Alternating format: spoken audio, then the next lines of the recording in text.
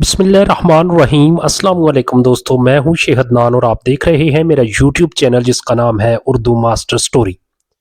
तारीखदान RV Smith Shershah को एक दूर अंदेश बादशाह कहते हैं कि जिन्होंने न सिर्फ कलकत्ता से पिशावर या पिशावर वालों के मुताबिक पिशावर से कोलकाता तक जरनैली सड़क बिछाई, बल्कि मुसाफिरों की सहूलत के लिए उसे दरख्तों, कुओं और सिराओं के साथ साथ पुलिस चौकियों से भी आरास्ता किया।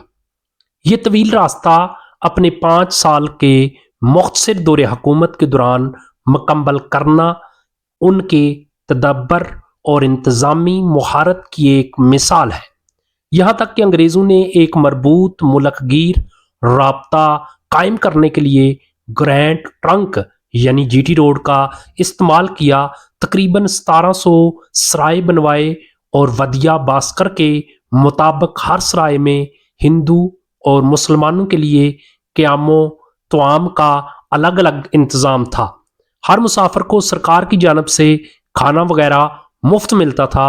मुसाफिरखानों के इर्द गिर्द लोगों की आबादियां बस गई थीं।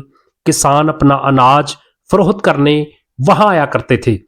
इराली ने सरवानी के हवाले से लिखा कि शेरशाह के दौरे हुकूमत में मुसाफिर वीराने में भी रुकने से नहीं डरते थे। वो रात को हर जगह वीरान या आबाद बगैर किसी खौफ के डेरे डालते थे, अपना मालो असबाब मैदान में रख देते, अपने खचरे चरने को छोड़ देते और खुद आराम से और बेफिक्री के साथ सोते जैसे अपने घर में हों। और जमींदार यानी इलाके के हाकम इस खौफ से कि मुसाफिरों को कोई नुकसान न पहुंचे और इस वजह से उन्हें तकलीफ हो या गिरफ्तार कर लिया जाए, उन पर नजर रखते थे।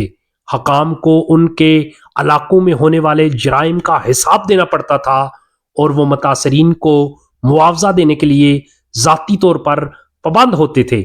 अब्बास खान सरवानी बताते हैं कि गांव के मुकद्दम सरबराह के फराइज गांव के मालियात के इंतजाम से बहुत बढ़कर थे।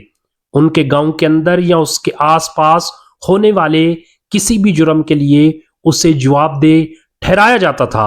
मुसाफिरों की चोरी या कत्ल के मामलात में वो मुजरमों और चोरी शुदा सामान को पेश करने के पाबंद थे।